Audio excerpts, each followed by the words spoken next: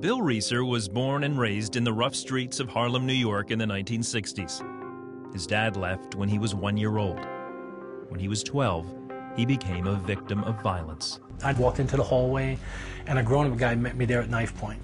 And this was a guy that did some work, for the mob, and he pinned me in a corner at knife point, and I was helpless, and he sexually attacked me. And I had to live with that, and there's nothing I could do. I couldn't tell anyone about it for the fear of what may happen to me or my family. Bill began abusing drugs and alcohol. And I resorted to that to manage the pain that I had in my life, the pain from the abuse, the pain from getting picked on, the pain from not having a father. That's how I managed the pain in my life. In his teens, Bill realized he had his ticket out of Harlem. He could play basketball. I had a 44-inch vertical leap, which means I could dunk a basketball any way you wanted. And that was my ticket. I was going to definitely play in the NBA. Everybody knew that I was destined for the NBA. And that was going to be my claim to fame, and nothing was going to get in my way. After high school, he played basketball at Eastern Kentucky University. But his drug use and attitude problems got in the way. I didn't like my head coach. He didn't like me. And I was out partying all the time.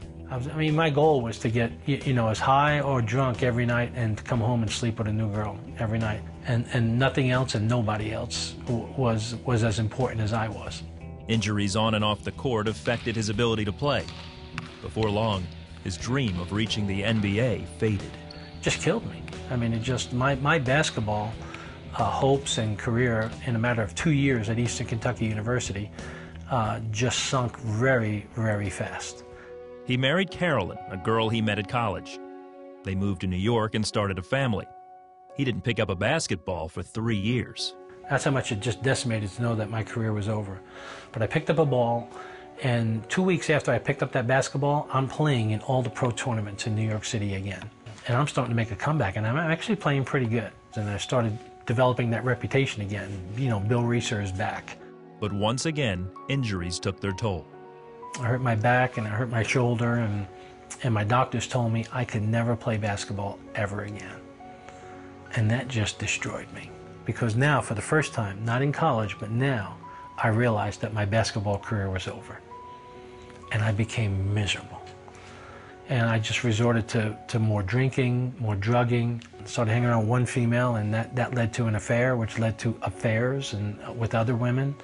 And my whole life is now spinning out of control. They moved back to Kentucky.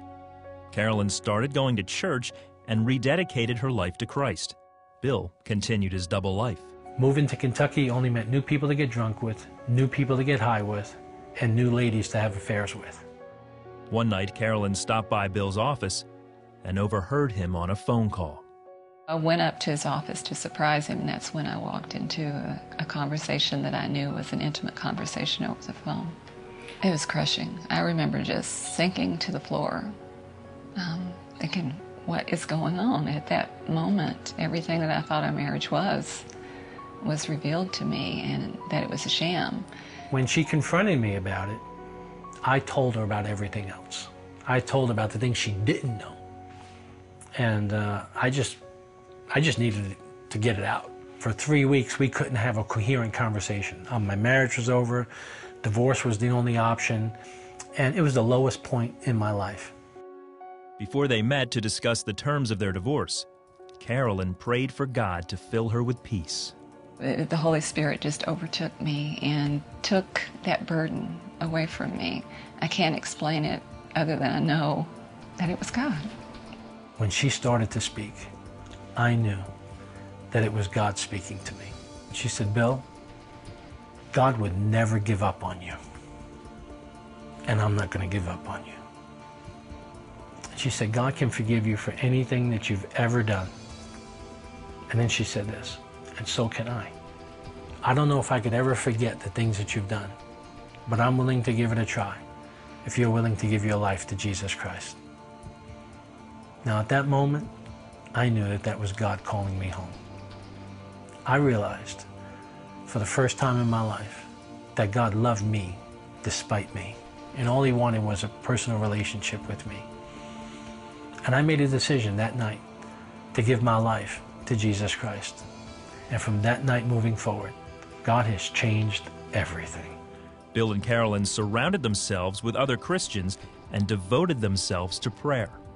The biggest gift is that God redeemed us. He gave us an opportunity, and that Bill said yes to God. And in doing so, he said yes to us. As we devoted ourselves to prayer every day, God drew us closer to Him and then closer to one another. That's made a huge difference in our lives. God freed Bill from his past, even prompting Bill to forgive the man who attacked him so many years ago. When I chose to do what God wanted me to do, God took care of my emotion, God took care of my feelings, and God took care of my circumstances. And God healed all of that. And I was set free that night. And that was one of the best nights that I've ever had. God made me into a new person. He forgave me. He gave Himself for me. He lives in me. He changed the way I thought. He's changing the way I think today. He's transforming me by the renewing of my mind. And He's still doing that. He's still chiseling away. And He's changing me into who He is, day by day, moment by moment. And that's the greatest miracle of all.